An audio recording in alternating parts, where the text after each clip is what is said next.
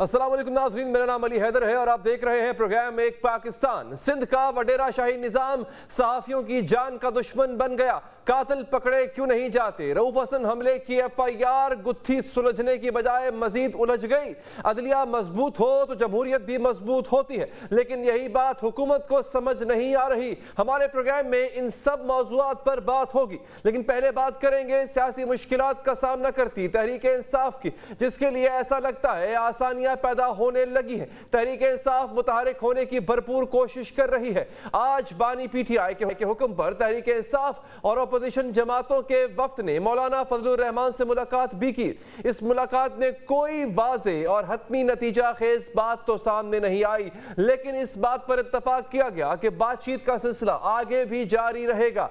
Asir रहनुमाओं को, इन्हीं रहनुमाओं को रिहाई मिलेगी, कैद रहनुमाओं को रिहाई मिलेगी। रूपोश रहनुमा मंजर आम पर आ रहे हैं और बदतरीन सियासी मुखालिफिन के साथ इत्तेहाद के मामलात आगे बढ़ रहे हैं। तो क्या तहरीक इंसाफ के बुरे दिन खत्म होने जा रहे?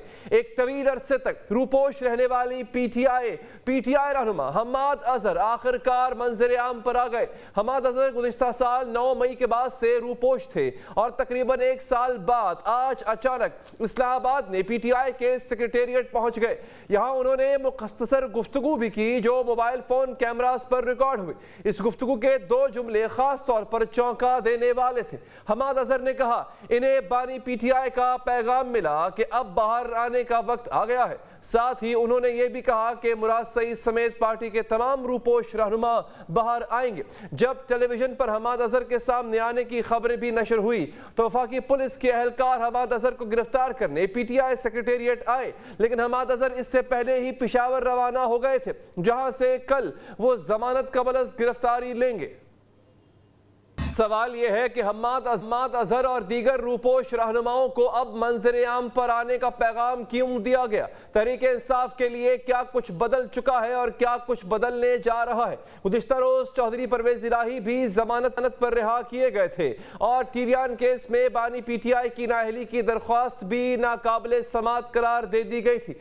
चंद दिन पहले इन्हें लॉन्ग मार्च तोड़फोड़ केस में भी बरी किया गया था। रैली निकालने के केस से भी बानी PTI बरी किए जा चुके। 15 मई को 190 मिलियन पाउंड केस में भी बानी PTI की जमानत मंजूर करके इन्हें रिहा करने का हुक्म दे दिया गया था। इससे कबल अप्रैल में फवाद चौधरी भी जेल से रिहा किए जा चुके।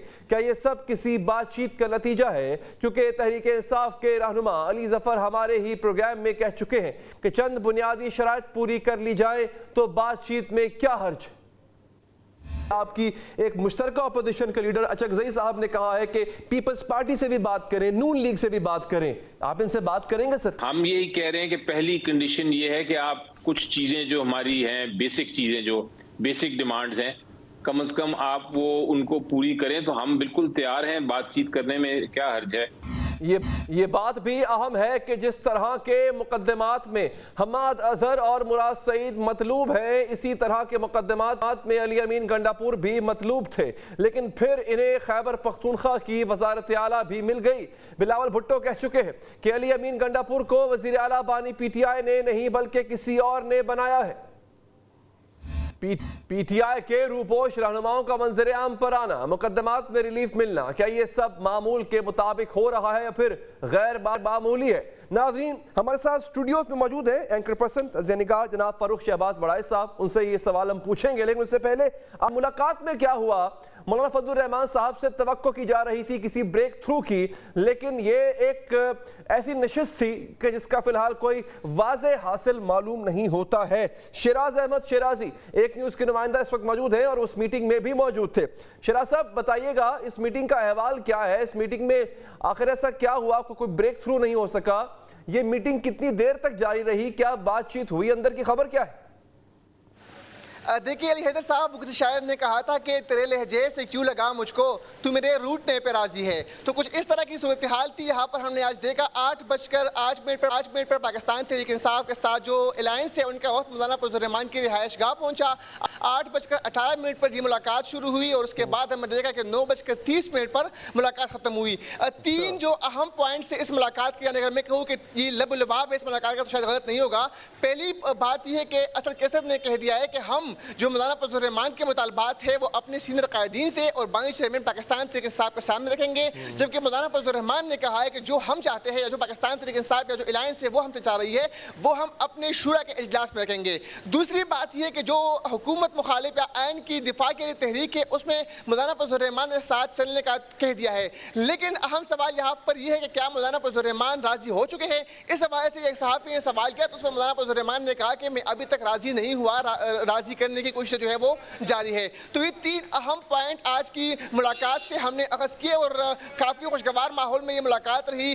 گلے شکووں کا تبادلہ بھی یہاں پر ہوا، خاص طور پر جو پاکستان تحریک انصاف کی جانب سے ملاقاتیں ہوئی اس کے بعد جو شیخ افضل مروت اور علی محمد خان نے مولانا فضل الرحمان کے بارے میں اور خاص طور پر شاہ خٹک نے جو مولانا فضل الرحمان کے بارے میں لب و لہجہ استعمال کیا تھا اس پر بھی مولانا فضل الرحمان اور جو سینئر قائدین جماعت علماء اسلام کے ان کی طرف سے شکایات بھی اس ملاقات میں ہوئی اور اس کے بعد پاکستان تحریک انصاف اور خاص طور پر جو الائنس کے دیگر لوگ یعنی اس طرح ہم نے دیکھا کہ بی این پی کے ساتھی ترین اس ملاقات میں موجود تھے، اسد کیسر تھے، اس کے علاوہ عمر ایوب تھے جماعت علماء اسلام کی طرف سے اس ملاقات میں عبد الواسع تھے مولانا، اس کے علاوہ عطاء الرحمان صاحب تھے اور مولانا فضل الرحمان خود بھی موجود تھے۔ تو ملاقات کے بعد مولانا فضل الرحمان نے میڈیا سے بات کی اور روایتی انداز اپنایا۔ میں نے سوال کیا کہ ایک تاثر پایا جا رہا ہے کہ اس سے قبل بھی آپ آئین کی دفاع کے لیے باہر نکلے تھے، آپ جمہوریت کو بچانے کے لیے باہر نکلے تھے، لیکن جب آپ کو پی ڈی ایم کی حکومت مل گئی تو اس کے بعد آپ نے خاموشی اختیار کی۔ کیا اس تحریک کے بعد اگر آپ کو کہیں سے آفر آتی ہے تو آپ خاموشی اختیار کریں گے یا پھر اس تحریک کو آگے لے کر جائیں گے؟ تو اس پر مولانا فضل الرحمان نے ہنستے ہوئے بات کی اور سوال کو جو ہے وہ ٹال مٹول سے کام دیا جواب میں۔ تو اب دیکھتے ہیں کہ اس کا کیا بنتا ہے، لیکن تین جو مین پوائنٹس ہیں وہ سامنے آ چکے ہیں اور اب بانی چیئرمین پاکستان تحریک انصاف کے سامنے بات رکھی جائے گی اور مولانا فضل الرحمان اپنے شورا میں فیصلے کریں گے اور خاص طور پر جو حکومت خلاف یا آئین کے بچاؤ کے لیے جلسوں کا شیڈول جاری کیا ہے گرینڈ ڈیموکریٹک الائنس نے اور مولانا فضل الرحمان نے، اس حوالے سے بھی اب جو ہے بات چیت کی جا رہی ہے کہ یہ جلسے مشترکہ طور پر ہوں گے یا پھر الگ الگ جلسے جو ہے ملک کے مختلف شہروں میں کیے جائیں گے۔ اس پر بھی کافی تفصیلی بات ہوئی۔ اور ٹھیک ہے، شہراز احمد شیرازی صاحب آپ کا بہت شکریہ، آپ نے ہمیں اپڈیٹ کیا۔ فاروق شہباز بڑائی صاحب، سر یہ اب یہاں پہ دو باتیں ہیں، ہمیں جوائن کر چکے ہیں اینکر پرسن تجزیہ نگار منیف فاروق صاحب بھی، سر آپ کا بھی بہت بہت شکریہ۔ میں اس پہ بھی آتا ہوں کہ عمران خان صاحب پہ نوازشیں یا ان کی جماعت کے اوپر جو ریلیف ان کو ملنا شروع ہوا ہے پچھلے کچھ ہفتوں سے مسلسل مل رہے ہیں۔ آج حماد اظہر کا منظر عام پہ آ جانا، پھر یہ بھی کہنا کہ مراد سعید بھی آ سکتے ہیں، اٹس این امپورٹنٹ ڈیولپمنٹ۔ سب سے بڑی ڈیولپمنٹ یہ تھی، لگ رہا تھا کہ چودھری پرویز الہی وہ شاید کسی اور خلش کی وجہ سے اندر ہیں اور ان کو پتہ ہے، آپ کو ایک ٹسل چلتی آ رہی ہے رائٹ آفٹر مشرف صاحب نون لیگ کے درمیان، ان کے درمیان یہ اچانک کیا ہوا، یا یہ بھی اسی کڑی کا حصہ ہے جو ریلیف اوور آل پی ٹی آئی کے لوگوں کو مل رہا ہے؟ اچھا، اس میں علی حیدر صاحب ایک بڑی دلچسپ بات ہے کہ مئی 2023 سے کل 17 مقدمات جو ہیں جن میں گرفتاریاں ہو چکی ہیں پرویز الہی صاحب کی، آپ نے سڑکوں کے اوپر دلچسپ مناظر دیکھے ہیں کہ کبھی رہائی ہوتی ہے، پھر گرفتاری ہوتی ہے، پھر نئے کیس میں۔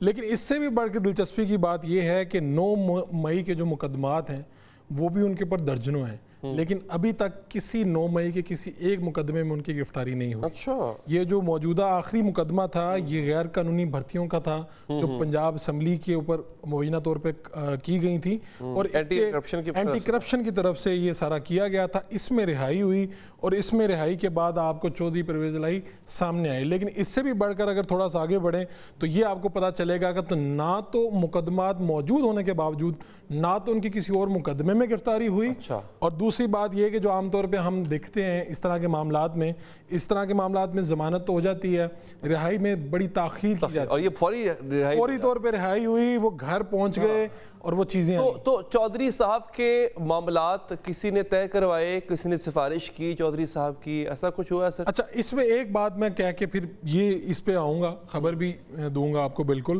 چودھری پرویز الہی صاحب نے پہلی مرتبہ اتنی طویل قید دیکھی ہے، تقریباً یہ 1 سال بنتی ہے، اور یہ ان کا جو پچھلا سارا ماضی ہے اس سے ذرا مختلف ہے۔ اس سے پہلے ہمیشہ وہ پرو اسٹیبلشمنٹ رہے ہیں، لیکن فرسٹ ٹائم ایسا ہوا کہ اینٹی اسٹیبلشمنٹ اس گروہ میں وہ کہیں شامل کھڑے نظر آتے ہیں۔ دوسری بات آپ نے کہا کہ گرفتاری کے لیے کیا ہوا، میں دیکھ رہا تھا بہت سے لوگ یہ بات کر رہے ہیں، آج حماد اظہر صاحب کا سامنے آنا چیزیں، لوگ کہہ رہے ہیں بہت سی رہائیاں ہوں گی۔ میری جو معلومات ہیں، میری جو ملاقاتیں ہیں، اس کے نتیجے میں تو یہ نتیجہ اخذ کر پایا ہوں کہ ابھی مزید کوئی رہنما باہر نہیں آنے والا, کوئی رہائی نہیں ہونے والی. ایک بات تو یہ ہے. آپ کو ہمارے یاسمین راشد بھی اسپتال داخل ہو گئے, ایسے ہی پرویز الہی صاحب اسپتال داخل ہوئے تھے اور وہاں سے گھر آ گئے. اچھا, پرویز الہی صاحب کے کیس میں خاص طور پہ یہ ہوا کہ یہ اپنوں کی محبت ہے, اور مجھے لگتا ہے کہ بہت قریبی اپنوں کی, جی بہت قریبی, اور یہ راستہ جو ہے وہ چودھری خاندان کے درمیان میں سے نکل کے آیا. چودھری پرویز چودھری صاحب کی اہلیہ ہیں کیسرا الہی صاحبہ, جی وہ جن پہ الزام لگا رہی تھیں, وہ جن پہ خفگی کا اظہار کر رہی تھی اپنی فیملی میں سے ہی, یہ وہیں سے راستہ نکلا. اچھا, میں آپ کو ایک اس سے بھی زیادہ ایک دلچسپ آپ کے سامنے فیکٹ رکھ دوں. لوگوں نے کہا کہ سوال کا جواب بھی دوں گا. چودھری خاندان کے حوالے سے یہ تھا کہ چودھری پرویز, جو چودھری شجاعت ہیں, ان کی بہنیں چودھری پرویز الہی کا دفاع کرتی آپ کو نظر آ رہی تھیں, ان کی کیمپین کرتی نظر آ رہی تھیں. ایک تو سامنے تھیں, باقی جو تھی وہ اندر میں ان کے ساتھ تھیں. یعنی چودھری شجاعت کی سگی بہنیں چودھری پرویز الہی کے ساتھ. جی ایسے ہی میرے پروگرام میں بھی آ کے انہوں نے کہا. جی, لیکن اس سے بھی زیادہ ایک بڑی بات یہ ہے کہ چودھری پرویز الہی کی اپنی بہنیں چودھری شجاعت صاحب کے ساتھ کھڑی ہیں اس وقت, یعنی وہ ان کے سٹانس کے ساتھ کھڑی ہیں. ایک بات تو یہ ہوگی.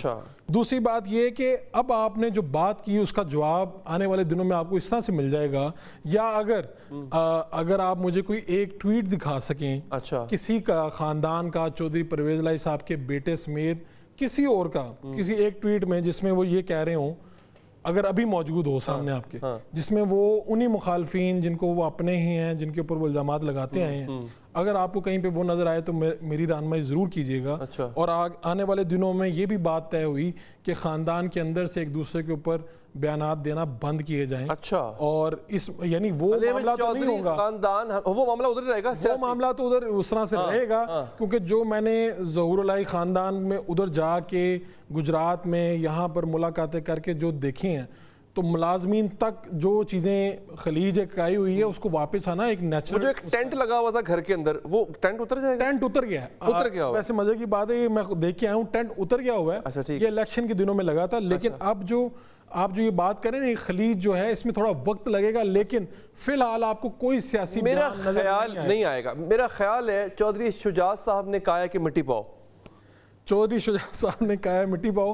آپ کو پتا وہ قائل ہیں اس بات کے, اور انہیں یہ بہت ہی یہ رنج تھا کہ چودھری پرویز الہی اس عمر میں خاص طور پہ یہ واقعہ ہوا. میں اس پہ آؤں گا, اس پہ تفصیل سے بات کروں گا کہ واقعی ان کو رنج تھا یا نہیں, کیونکہ ان کی بہنیں جو ہے وہ بہت سخت گفتگو کر رہی تھی چودھری شجاعت صاحب کے حوالے سے, بلکہ ان کے بیٹوں کے حوالے سے زیادہ, کہ وہ اپنے بیٹوں کے کہنوں میں آ رہے ہیں. منیف فاروق صاحب, سر بہت شکریہ کہ آپ نے وقت نکالا. ریلی سوری آپ کو انتظار کرنا پڑا. منیف صاحب, یہ جو نوازشات اب ہو رہی ہیں, وڑائچ صاحب تو کہہ رہے تھے کہ اس سے زیادہ مزید نوازشات نہیں ہوں گی, لیکن جو ہوئی ہیں وہ بھی ایکسپیکٹ نہیں کر رہے تھے. سر یہ کسی طرف جاتی نظر آ رہی ہیں نوازشات؟ کیا آپ کو لگتا ہے کہ یہ جو کچھ ہو رہا ہے, مطلب جس طرح سے انجینئر کر کے کہا جاتا ہے کہ انجینئر کر کے ان کے خلاف مقدمات بنے تھے, اور اسی طرح سے اب یہ ریورس انجینئرنگ ہو رہی ہے؟ بہت شکریہ علی. دیکھیے میرے خیال میں ابھی ہم اس کو جو ہوا سلسلہ اس کو ریورس انجینئرنگ تو یہ اس کی نہیں کہہ سکتے. جہاں تک بات تحریک انصاف کے کچھ سیاسی رہنماؤں کی ہے, جیسے پرویز الہی صاحب کا بیل ہونا, ظاہری بات ہے ان کے جس طرح سے کیسز بنے تھے, ان کا شاید بائی اینڈ لارج جو سب سے بڑا ایشو تھا وہ یہی تھا کہ وہ عمران خان صاحب کے ساتھ تھے اور انہی کے ساتھ رہے, آج بھی ان کے ساتھ ہی ہیں, تو ان کے لیے مسائل پیدا ہوئے, لیکن ان کا سٹیٹس وہ نہیں ہے جو کہ عمران خان صاحب کا ہے. اسی طرح ان کے باقی لیڈرز جیسے حماد اظہر صاحب سامنے آ گئے ہیں, اگر وہ پاکستان میں سیاست کرتے ہیں اور ان کی جماعت کی خیبر پختونخوا میں حکومت بھی ہے, تو میں سمجھتا ہوں پورا حق حاصل ہے حماد اظہر صاحب کو کہ وہ اس ملک کے اندر سیاست کریں اور معاملات کو آگے لے کے چلیں. قانونی تمام تر ایکٹیویٹیز کا ان کے پاس گنجائش موجود ہے.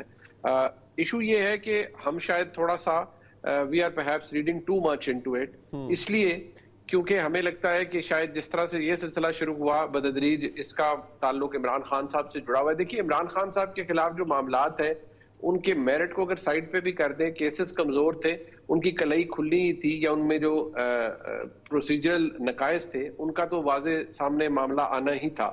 لیکن ابھی تک جو ان کا جو پرنسپل ایشو ہے وہ ابھی بھی میرے خیال میں ابھی تک وہیں موجود ہے, اور اس میں کوئی بدلاؤ نہیں آیا. آج تک، آج کی تاریخ تک۔ آگے غیب کا علم تو اللہ تعالیٰ کی ذات کو ہے، لیکن جو اب تک کی صورتحال ہے، عمران خان صاحب کا سٹیٹس وہی ہے جو پہلے تھا۔ ان کی جماعت کے لیے سیاسی گنجائش پہلے بھی تھی، شاید اس میں سٹیج وائز اضافہ ہو رہا ہے، لیکن جو جس چیز سے بار بار ان کی جماعت کو جو ان کے گرد گھومتی ہے یا انہیں ہانٹ کرتی ہے، وہ ہے سانحہ 9 مئی۔ اس سے تو کوئی ابھی تک اس میں ذرا بھی گنجائش نہیں نکلی کہ سانحہ 9 مئی کا طوق ان کے گلے سے اتر جائے یا ان کی جماعت کے گلے سے اتر جائے اور عمران خان صاحب کو کوئی اس کا کہا یہ جاتا ہے کہ جی وہ ماسٹر مائنڈ تھے۔ تو یہ سلسلہ ابھی تک رکا نہیں۔ اگر یہ رکا نہیں ہے تو اس کا مطلب ہے کہ عمران خان صاحب کو ابھی بھی اسی لینس سے دیکھا جاتا ہے، اور اگر اسی لینس سے دیکھا جاتا ہے تو پھر جتنی مرضی ریلیف عدالت کی جانب سے مل جائے، لیکن نئی مسائل اگر پرٹیکولرلی عمران خان صاحب کو ریلیف نہیں مل رہا، لیکن اب یہ بھی تو دیکھ رہے ہیں منیف صاحب کہ آج جس طرح حماد اظہر منظر عام پہ آ گئے، وہ اگر سامنے آئے ہیں تو اس کا مطلب ہے کچھ نہ کچھ تو ان کو بھی ریلیف کی توقع ہے۔ پھر وہ کہہ رہے ہیں مراد سعید بھی آ جائیں گے، اور پھر یاسمین راشد صاحبہ، ابھی میں پڑھ رہا تھا ڈاکٹر نے بولا ان کا پیٹ خراب ہے اس لیے ان کو اسپتال منتقل کر دیا گیا، حالانکہ اس سے پہلے وہ یہ بھی کہہ رہی تھی مجھے کینسر ہے، تب کوئی ریلیف نہیں ملا، اب پیٹ خراب ہونے پہ اسپتال داخل کر دیا۔ تو اگر یہ جو ان کی باقی جماعت کے ممبران کو بشمول I'm talking about KPK کے وزیر اعلیٰ علی مین گنڈا پور، وہ بالکل ٹاپ آف دا لسٹ تھے 9 مئی کے اندر، ان کو کلیئرنس ملی، وزیر اعلیٰ بن گئے وہ، تو یہ ریلیف کی طرف قدم نہیں ہے؟ 9 مئی کا ریلیف نہیں مل رہا ان کو؟ نہیں، میرا نہیں خیال کہ علی اس میں کوئی پالیسی شفٹ ہے۔ دیکھیے مراد سعید صاحب کے بارے میں کسی کا کہہ دینا کہ وہ منظر عام پر آ رہے ہیں وہ اور بات ہے، ان کا منظر عام پر آنا اور پھر بغیر کسی مسئلے کے ایگزسٹ کرنا وہ یقینی طور پر سوالات کو تو جنم دے گا، لیکن یہ تمام شخصیات اگر تو ان کے خلاف جو بھی سلسلہ یہ 9 مئی کا شروع ہوا اور سارا معاملہ شروع ہوا جیسے حماد اظہر صاحب کا ہے، اگر تو ان کو کیسز میں باقاعدہ طور پر بریت مل جاتی ہے اور ان کے خلاف پروسیکیوشن کوئی وٹنس کوئی ایویڈنس نہیں اکٹھا کر پاتی، تو پھر تو اس بات میں زیادہ وزن ہوگا کہ ان کے خلاف جو کیسز بنے تھے ان کا حقیقت سے کوئی تعلق نہیں تھا۔ لیکن 9 مئی کے کیسز کے حوالے سے ابھی تک ان کے خلاف جو سینٹیمنٹ ہے وہ اپنی جگہ میں دوبارہ کہوں گا موجود ہے، اور آج ان کا منظر عام پر آنا اور بات ہے۔ ہمیں نہیں پتا کہ خدا نخواستہ کل ان کے لیے کوئی مسئلہ بن جائے، کوئی نیا ایشو کریٹ ہو جائے۔ ساتھ ہی ساتھ مراد سعید صاحب کا بھی ہمیں نہیں پتا، ٹھیک ہے وہ منظر عام پہ آ جائیں گے لیکن کیا منظر عام پر رہیں گے یا گرفتار کر لیے جائیں گے؟ وہ تو ابھی تک گرفتار نہیں ہوئے، ہائیڈنگ میں ہے، یہ بھی سوال اپنی جگہ موجود ہے۔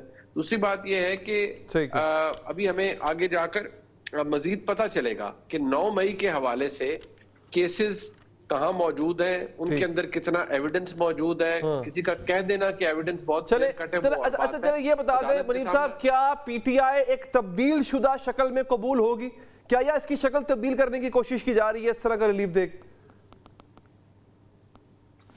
دیکھیے عمران خان صاحب کے بغیر کوئی تحریک انصاف نہیں ہے، عمران خان صاحب کے بغیر تحریک انصاف کے کسی لیڈر کو کوئی ووٹ نہیں پڑ سکتا، عمران خان صاحب کے نام پر ہی ووٹ پڑتا ہے۔ یہ جتنے لوگ الیکشنز جیتے، حکومتیں بنی، بہرحال تحریک انصاف عمران خان ہے اور عمران خان تحریک انصاف ہے، ان کے بغیر تحریک انصاف کی کوئی اہمیت نہیں ہے۔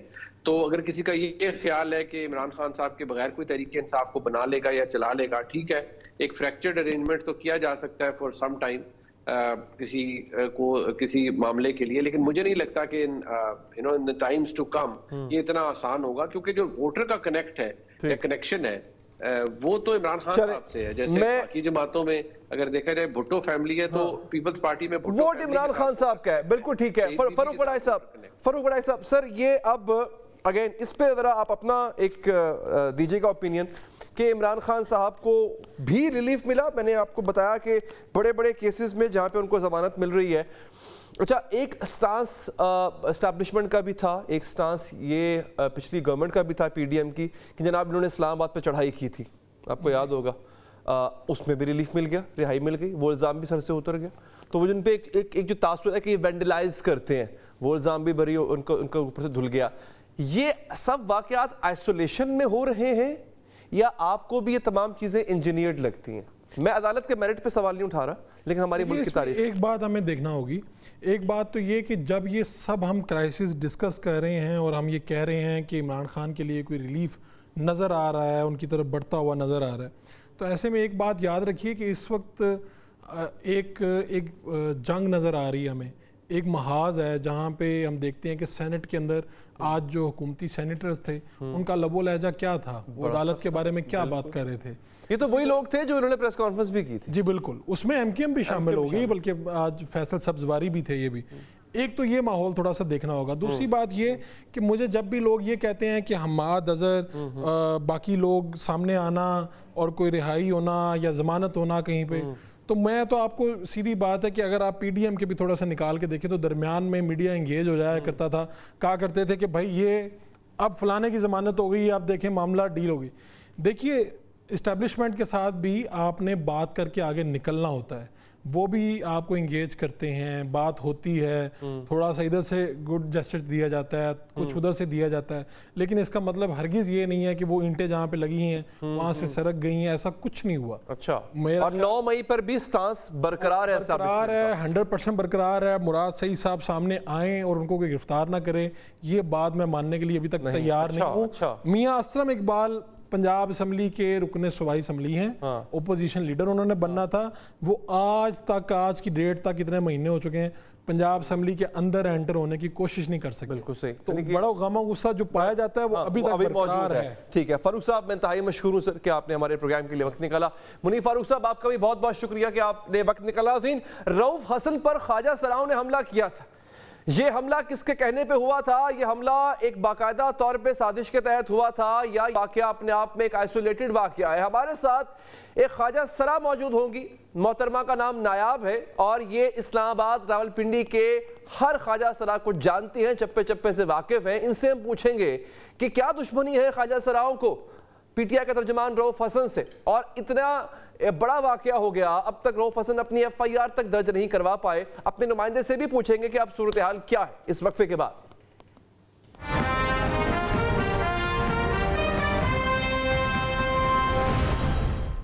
بریک کے بعد حاضر ناظرین، تحریک انصاف کے ترجمان رؤف حسن پر مبینہ خواجہ سراؤں کے حملے کی ایف آئی آر پر نیا تنازع کھڑا ہو گیا ہے اور حملے کی گتھی سلجھنے کی بجائے مزید الجھ گئی. رؤف حسن پر حملے کا مقدمہ اسلام آباد کے تھانہ اپارہ میں نامعلوم خواجہ سراؤں کے خلاف رؤف حسن کی مدعیت میں درج کیا گیا. مقدمے میں اقدام قتل اور جان سے مارنے کی دھمکیوں سمیت دیگر دفعات شامل ہیں. ایف آئی آر کے مطابق بظاہر خواجہ سرا نظر آنے والے شخص نے رؤف حسن کو روک کر حملہ کیا اور اسی دوران مزید 3 خواجہ سرا جیسے افراد آ گئے اور تیز دھار آلے سے رؤف حسن کی گردن کاٹنے کی کوشش کی گئی. تحریک انصاف نے تھانہ اپارہ میں درج ایف آئی آر مسترد کر دی ہے اور الزام لگایا ہے کہ اسلام آباد پولیس نے کیس کو خراب کرنے کی کوشش کی ہے. رؤف حسن نے قومی اسمبلی میں اپوزیشن لیڈر عمر ایوب کے ساتھ پریس کانفرنس میں واضح کیا کہ حملہ پوری منصوبہ بندی سے کیا گیا اور حملہ آوروں کا ٹارگٹ میری گردن تھی. پی ٹی آئی رہنماؤں نے حملے پر جوڈیشل کمیشن بنانے کا مطالبہ بھی کیا. اسلام آباد پولیس سے ایف آئی آر پر پی ٹی آئی ترجمان رؤف حسن کے اعتراضات مسترد کر دیے ہیں اور کہا ہے کہ رؤف حسن کی جانب سے تحریری درخواست کو ہی ایف آئی آر کا متن بنایا گیا. پولیس ترجمان کے مطابق رؤف حسن کی تحریری درخواست پر ان کے دستخط اور انگوٹھے کا نشان بھی ہے. تحریری درخواست کے متن کے مطابق دفعات شامل کی گئیں. دفعات میں اقدام قتل، جان سے مارنے کی دھمکی اور زخمی کرنے کی دفعات بھی شامل ہیں. ترجمان پولیس نے استفسار کیا کہ رؤف حسن واضح کریں کہ ان کی تحریری درخواست اور ایف آئی آر کے متن میں کیا فرق ہے.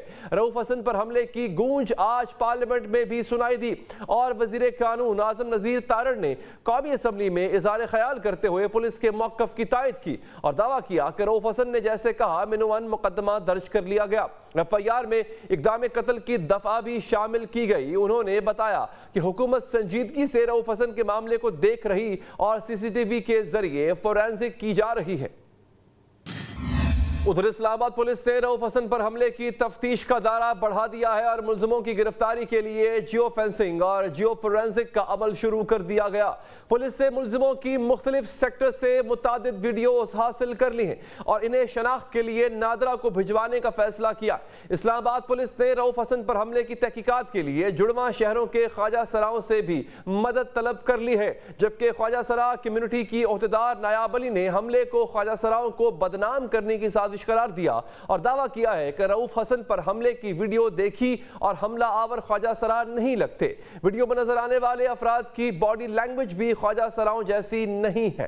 بات کریں گے اس حوالے سے، ہمارے ساتھ محترمہ نایاب علی بھی موجود ہیں، جبکہ اس سے پہلے ہمارے ساتھ ہمارے نمائندے ثاقب سید موجود ہیں، ان سے اپڈیٹ لے لیتے ہیں اس کیس کے حوالے سے۔ ثاقب، کہاں تک پہنچی ہے پولیس کی انویسٹیگیشن؟ یہ لوگ کون تھے، کہاں سے آئے؟ جی شکریہ علی بھائی، جیسے کہ چلوں کہ رؤوف حسن جو سیکریٹری اطلاعات ہیں پی ٹی آئی کے اور بانی پی ٹی آئی کے ترجمان بھی ہیں، عام شخصیت نہیں ہیں، بڑے شخصیتیں نام گرامی ہیں۔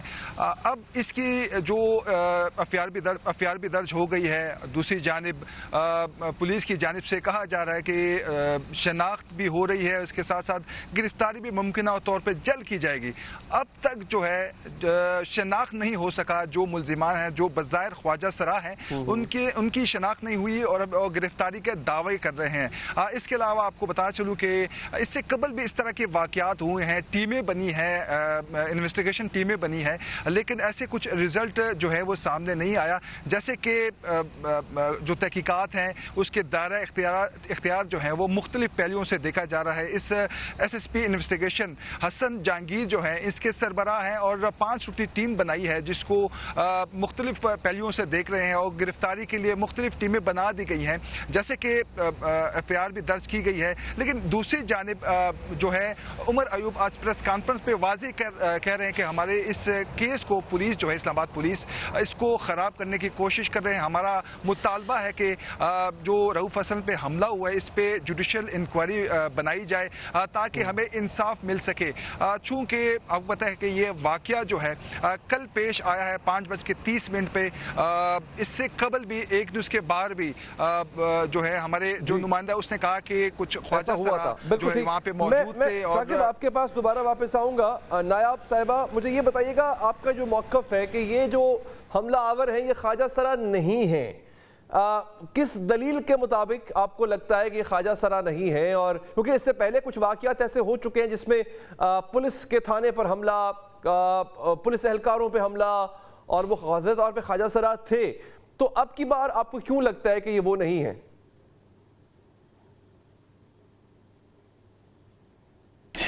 بسم اللہ الرحمن الرحیم۔ دیکھیں سب سے پہلے تو ہم خواجہ سرا کمیونٹی کی طرف سے حارث رؤوف صاحب پر جو قاتلانہ حملہ ہوا اس کی ہم پرزور مذمت کرتے ہیں، اور دوسرے نمبر پہ یہ خواجہ سرا نہیں ہے، اس کی دلیل یہ ہے کہ ہمارے خواجہ سرا کمیونٹی کے جو لوگ ہیں وہ بہت زیادہ انٹر کنیکٹڈ ہیں۔ جیسے یہ واقعہ ہوا اور اس میں بظاہر چونکہ وہ خواجہ سرا دکھ رہے تھے، ہم نے یہ ویڈیو اپنے تمام کمیونٹی گروپس کے اندر سرکولیٹ کی اور کوشش کی کہ ان کو ہم آئیڈینٹیفائی کر سکیں، چونکہ انفارچونیٹلی تمام پاکستان کے جتنے بھی ہمارے خواجہ سرا کے گروپس ہیں ان کی طرف سے یہ پتہ چلا کہ ایسے کوئی بھی شخص کو کبھی بھی ہماری کمیونٹی کے اندر دیکھا نہیں گیا، تو اس کی بیس پہ ہم نے اس کو ڈینائی کیا۔ اور دوسرے نمبر پہ دیکھیں کہ واضح طور پر ایک عام نظر آنے والے شخص کو بھی پتہ چل رہا ہے جب آپ ویڈیو دیکھتے ہیں کہ وہ لوگ امپوسٹرز ہیں، ان کی چال ڈھال، اٹھنا بیٹھنا، اور وہ واضح طور پر جس طریقے سے جو ہے وہ ویڈیو کے اندر بول رہے ہیں اس سے اندازہ ہوتا ہے کہ وہ خواجہ سرا نہیں ہے۔ تو یہ اس کی تصدیق ہم نے اپنی خواجہ سرا کمیونٹی سے کرائی ہے، اور ہم بڑے وثوق کے ساتھ جو ہے وہ ہم یہ کہہ رہے ہیں کہ یہ لوگ جو ہیں وہ خواجہ سرا کمیونٹی سے ان کا بالکل بھی تعلق نہیں ہے، اور ابھی تک کی انفارمیشن کے مطابق، اور اگر ان کا کمیونٹی سے تعلق ہوا تو ہم بالکل قانون کے ساتھ کھڑے ہیں اور ہم چاہیں گے کہ اس طرح کے جو شرپسند عناصر ہیں ان کو سزا ملے۔ اور یہ جو ایسے عناصر ہوتے ہیں علی کہ ہماری جو خواجہ سرا کمیونٹی بہت آلریڈی سفر کر رہی ہے، ہم لوگ بہت آلریڈی اس سے جو ہے وہ بہت سے کرب کی حیثیت جو ہے صورتحال سے گزر رہے ہیں۔ اور جہاں تک آپ نے بات کی کہی کہ اس سے پہلے بھی مختلف واقعات ہو چکے ہیں، دیکھیں وہ جو واقعات ہوئے اس میں واضح طور پر وہ نظر آ رہا تھا کہ وہ ख्वाजा सरा हैं और वो हम कम्युनिटी के लोग उनको जानते थे, उनके लिए भी हमने यही कहा कि आपको कानून के मुताबिक उनके साथ सलूक करना चाहिए। देखें, पुलिस को या किसी भी और शख्स को ख्वाजा सरा कम्युनिटी के ऊपर ये इल्ज़ाम लगाने से पहले उनकी वाज़िया तौर पर तस्वीरें जारी करने की ज़रूरत है ताकि उनको आइडेंटिफाई किया जा सके। और हमारी कम्युनिटी में जब तफ्तीशी जो अफसर है, जब वो कल हमारे पास भी आया तो हमने उसको बिल्कुल वाज़िया तौर पर कहा कि जो है वो अगर आप इनकी वाज़िया तस्वीरें हमें दें तो बिल्कुल हमारी कम्युनिटी उन लोगों को आइडेंटिफाई कर सकती है। तो हमारी कम्युनिटी बिल्कुल तफ्तीश के मरहले में उनके साथ, पुलिस के साथ बिल्कुल सपोर्ट कर रही है। कम्युनिटी के लोग नहीं हैं, आप इसको डिसोन कर रहे हैं। बहुत बहुत शुक्रिया नायाब साहिबा, आपने हमारे प्रोग्राम के लिए वक्त निकाला। नाज़रीन, आगे बढ़ेंगे। अदलिया मजबूत हो तो जमहूरियत भी मजबूत होती है, लेकिन यही बात हुकूमत को समझ नहीं आ रही। हुकूमत अदलिया से महाज आराई बढ़ाती जा रही है। जजेस ने दबाव से मुतालिक खत लिखे तो इस पर प्रेस कॉन्फ्रेंसेस की गई। इस पर अदलिया ने तौहीन अदालत का नोटिस जारी किया तो पार्लियामान से अदलिया पर गोलाबारी शुरू कर दी गई। केसेस की समाअत के दौरान अदालत जो रिमार्क्स देती है इन पर गिरफ्त की जाने लगी। तौहीन अदालत कानून खत्म करने का इंदिया दे दिया गया। ये सारा मामला इस वक्त शुरू हुआ जब इस्लामाबाद हाई कोर्ट के 6 जजेस का खत सामने आया। इस्लामाबाद हाई कोर्ट के 6 जजेस ने सुप्रीम जुडिशल काउंसिल को खत में इल्जाम लगाया कि इन्हें खुफिया इदारे के एहलकारों की जानिब से दबाव और हरासानी का सामना करना पड़ा। जजेस ने बाकायदा वो वाकयात भी दर्ज किए जब इन्हें डराया धमकाया गया, ब्लैकमेल किया गया और मुकदमात पर असरअंदाज होने की कोशिश की गई। इस खत के बाद सुप्रीम कोर्ट ने खुद नोटिस लिया और केस की समाअत शुरू की। फिर हैरानकुन तौर पर 15 और 16 मई को चंद प्रेस कॉन्फ्रेंसेस की गई। एक प्रेस कॉन्फ्रेंस फैसल वावडा ने की, एक नून लीग के तलाल चौधरी ने की, MKM के मुस्तफा कमाल, गवर्नर सिंध कामरान टिसौरी और इस्तेहकाम पाकिस्तान पार्टी के ऑन चौधरी ने भी प्रेस कॉन्फ्रेंस कर डाली। ये प्रेस कॉन्फ्रेंसेस करने वाले अफराद मुख्तलिफ थे, इनकी सियासी वाबस्तगी मुख्तलिफ जमातों से थी, लेकिन प्रेस कॉन्फ्रेंसेस का लबो लुबाब एक था।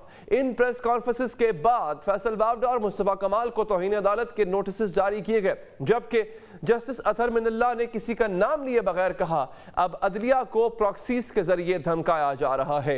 जस्टिस अतहर मिनल्लाह ने तो किसी का नाम नहीं लिया था, लेकिन फैसल वावडा को लगा कि ये रिमार्क्स इन्हीं के बारे में दिए गए हैं। उन्होंने कहा कि प्रॉक्सी कहा गया है तो सबूत भी दिए जाएं। सेनेटर फैसल वावडा ने जस्टिस अतहर मिनल्लाह के खिलाफ सेनेट में तहरीक इस्तेहकाक भी जमा करा दी। जबकि आज भी सेनेट में फैसल वावडा के हक में तकारीर की गई। इन तकारीर का लबाब ये था कि अदलिया भी तो सियासतदानों के खिलाफ नामुनासिब रिमार्क्स और गलत फैसले दे चुकी है, फिर सियासतदान अदलिया के खिलाफ बात करें तो इन्हें तौहीन अदालत के नोटिस क्यों जारी किए जाते हैं। गुज़िश्ता रोज कौमी असम्बली सेक्रेटेरिएट में एक बिल भी जमा कराया गया जिसमें कहा गया कि तौहीन अदालत का कानून ही मनसूख कर दिया जाए। नून लीग के सेनेटर तलाल चौधरी ने कहा सिसिलियन माफिया, गॉडफादर और प्रॉक्सी जैसे अल्फाज कहेंगे तो कोई बर्दाश्त नहीं करेगा। तलाल चौधरी ने यह इंकशाफ भी किया कि जब इन्हें तौहीन अदालत का नोटिस जारी हुआ था तो साकिब निसार ने पैगाम भिजवाया था कि अगर वो नवाज शरीफ और मरियम नवाज के खिलाफ बयान देंगे तो पार्लियामान में जाएंगे। MKM के फैसल सब्जवारी ने कहा तौहीन का खेल बंद किया जाए। टीवी स्क्रीन पर सुबह से शाम तक रिमार्क्स का खेल जारी रहता है। फैसल सब्जवारी ने तो अदालत की जानिब से तौहीन अदालत नोटिस को इलाकाई तासुब का रंग देने की कोशिश भी की। उन्होंने कहा कि यह नहीं होना चाहिए कि फैसल वावडा और मुस्तफा कमाल कराची के हैं तो इन्हें तौहीन अदालत का नोटिस दे दिया जाए। इस दौरान जबरी गुमशुदगी के एक केस की समाअत के दौरान भी इस्लामाबाद हाई कोर्ट से सख्त रिमार्क्स आए। सेक्रेटरी दिफा और सेक्रेटरी दाखिला को तलब किया गया। अहम ओहदेदारों, वजीर आजम और काबीना को तलब करने का भी इंदिया दिया गया। इस पर वजीर कानून आजम नजीर तारड़ ने कहा अदालत को इख्तियार नहीं कि गुस्से में जो चाहे कहे, अदालत ने जो कहना है वो अपने फैसलों में कहे। आजम नजीर तारड़ ने यह भी कहा कि मदाखलत करने वाले इदारे हुदूद में काम करें। ज्वाइन कर चुके हैं इस वक्त पाकिस्तान मुस्लिम लीग नवाज के सीनियर रहनुमा और मुअव्विन ख़ुसूसी बराए वज़ीर आज़म जनाब राना एहसान अफजल साहब। राना साहब बहुत शुक्रिया सर आपके कीमती वक्त का। राना साहब, आप सियासतदानों के लिए और जमहूरियत के लिए, क्योंकि सियासतदान की जो परवरिश है वो जमहूरी माहौल में ही हो सकती है, तो सियासतदानों और जमहूरियत के लिए आखिरी सहारा ये जजेस ही होंगे। माना कि हमारी अदलिया की तारीख को इतनी अच्छी नहीं है, लेकिन जमहूरियत का साथ भी अदलिया ने ही दिया है, تو کیوں سر سب مل کے عدلیہ کو ہی کمزور کر رہے ہیں؟ کیونکہ کل کو اگر کوئی جمہوریت پہ شب خون کسی نے مارا یا جمہوریت ڈیریل ہوئی یا کمزور ہوئی تو پھر یہ ججز ہی ہوں گے جو آپ کے کام آئیں گے سر؟ بسم اللہ الرحمن الرحیم. دیکھیں عدلیہ کو تو بالکل کمزور نہیں، بات صرف یہ کی جا رہی ہے کہ عدلیہ جو ہے وہ اپنے فیصلوں سے بولتی ہے. اگر عدلیہ کامنٹری ایسی کرے گی جو کہ سیاسی نوعیت کی ہوگی یا جو ایک پروپیگنڈا ایک چل رہا ہوتا ہے ایک جماعت خصوصی طور پہ کر رہی ہوتی ہے، ویسی کوئی کسی پروپیگنڈا کے اوپر اس کو فروغ ملے ایسے کامنٹ سے، تو وہ پھر مناسب نہیں ہے. دیکھیں یہ صرف بات کی گئی ہے. اگر عدلیہ کہتی ہے کہ کوئی کسی کی پراکسی ہے یا عدلیہ کہتی ہے کہ ہم ساروں کو یہاں ایگزیکٹو کو ادھر بلا کے یہ کر دیں گے یا وہ کر دیں گے یا ایسے بٹھا دیں گے یا کھڑا کر دیں گے، تو یہ چیزیں جو ہیں، یہ کامنٹس جو ہیں پہلے بھی ہم سن چکے ہیں کہ ان کا فائدہ نہیں ہوتا بلکہ عدلیہ کی ساکھ. اگر دیکھا جائے تو آپ کی جماعت کی طرف سے بھی ایسے ہی کامنٹس پہلے جا چکے تھے کہ ہم ان کا یوم حساب بنا دیں گے، ان کے بچوں نے تو یہیں رہنا ہے. یہ دھمکیاں تو آپ کی طرف سے بھی پہلے دی گئی تھیں اور پھر اس پہ عدلیہ نے جو ہے وہ نوٹسز جاری کیے قانون کے مطابق. تو کیا عدلیہ کی طرف سے کوئی خلاف قانون کام ایسا کیا گیا آپ کے خلاف کہ جس کے خلاف اب پریس کانفرنسز کی جائیں؟ دیکھیں توہین عدالت کے اوپر بھی جو آج موقف آیا سینٹ سے وہ صرف اتنا تھا کہ اس کا بھی کوئی میکنزم ہونا چاہیے، یہ بھی ایک کوئی یونیفارم طریقے سے ہو، سب کو پتہ ہو کہ یہ کیسے اپلائی ہوتا ہے، اور یہ بھی سلیکٹیو نہیں ہونا چاہیے. یہاں اگر دیکھا جائے، آپ تاریخ نکال کے دیکھ لیں، ہماری جماعت میں تو دیگر لیڈران کو جو ہے وہ فارغ کر دیا گیا، ان کو سزائیں سنائی گئی، لیکن کچھ ایسی بھی جماعتیں ہیں جنہوں نے عدلیہ کے خلاف بڑی کیمپین چلائی، لیکن کوئی ایسا ان کا ایک لیڈر نہیں ہے جس کو کوئی چھوٹی موٹی سزا بھی سنائی دی گئی ہو. تو یہ صرف اتنا موقف ہے کہ سیاست دانوں کو ٹارگٹ کرنا یا ایک خصوصی جماعت کو ٹارگٹ کرنا یا ایسا محسوس ہونا کسی جماعت کو، اس کے اوپر ضرور اس میں کلیئرٹی لانی چاہیے. ایک اور بات میں کروں گا، جی ہم نے تو دیکھیں پریکٹس اینڈ پروسیجر بل جو لے کے آئے وہ فرد واحد سے ہم نے ٹرانسپیرنسی لے کے آئے. ہم عدلیہ کے اندر ایک سو موٹو کا میکنزم زیادہ ٹرانسپیرنٹ ہو گیا، بینچ بنانے کا میکنزم زیادہ ٹرانسپیرنٹ ہو گیا، اس سے عدلیہ سٹرینتھن ہوئی. تو ہم تو عدلیہ کو سٹرینتھن کرنا چاہتے ہیں، لیکن عدلیہ کو بھی چاہیے ہے کہ اپنی ڈومین میں رہتے ہوئے کام کریں، اور جو کامنٹری ہے وہ نقصان دہ ہے، وہ جو ہے اچھا جو ہے وہ تاثر نہیں آ رہا، اور اس کے اوپر جو ہے سوال اٹھایا جا رہا ہے. چلیں ٹھیک ہے، بہت بہت شکریہ جناب احسان صاحب کہ آپ نے ہمارے پروگرام کے لیے وقت نکالا. بہت شکریہ آپ کا. ایک وقفہ لیں گے ناظرین، اب رخ کریں گے وقفے کے بعد سندھ کا. سندھ میں صحافیوں کو ایک دفعہ پھر نشانہ بنایا گیا. سندھ کی وڈیرہ شاہی نے ایک دفعہ پھر ثابت کیا ہے کہ سندھ ابھی بھی انہی کا تسلط میں. اس پر بات کریں گے وقفے کے بعد.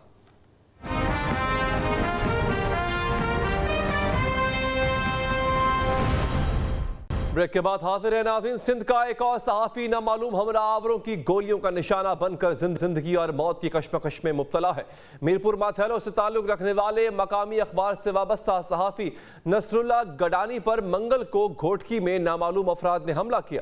حملہ آوروں کی 4 گولیاں صحافی کے جسم میں پیوست ہو گئیں.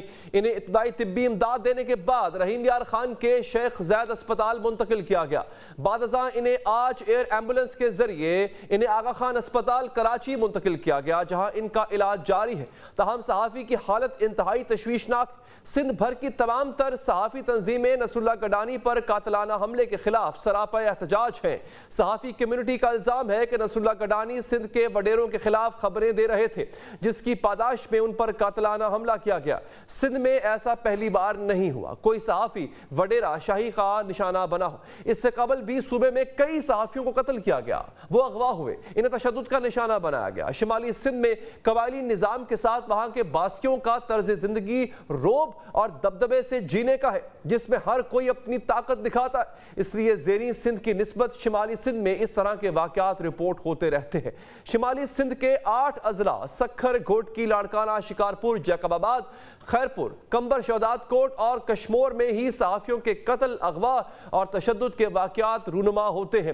فریدم نیٹ ورک کی رپورٹ کے مطابق 2012 سے 2022 تک صوبہ سندھ صحافیوں کے لیے سب سے خطرناک صوبہ رہا، جس میں پورے پاکستان میں سب سے زیادہ صحافی قتل ہوئے۔ پاکستان پریس فاؤنڈیشن کے مطابق گزشتہ برس سندھ میں 56 صحافیوں پر کیسز بنائے گئے، 2 صحافی قتل ہوئے، 72 صحافیوں پر تشدد کیا گیا، جبکہ 3 صحافی اغوا ہوئے۔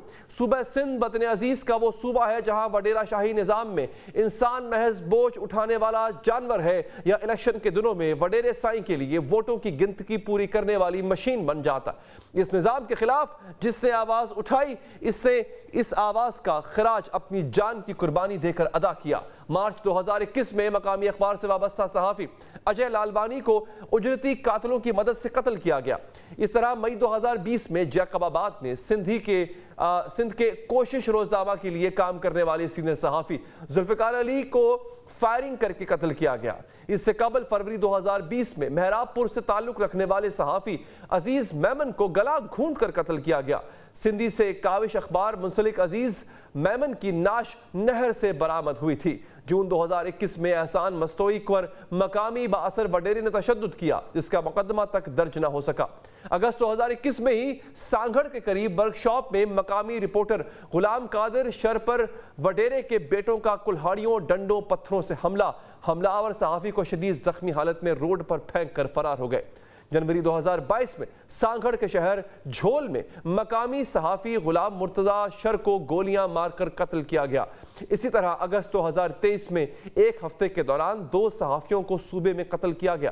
سکھر میں صحافی جان محمد مہر کو قتل کیا گیا۔ دوسرے صحافی اصغر کنڈ کو 8 اگست کی رات کو ان کے احمد پور میں اپنے گھر کے باہر فائر کر کے قتل کیا گیا۔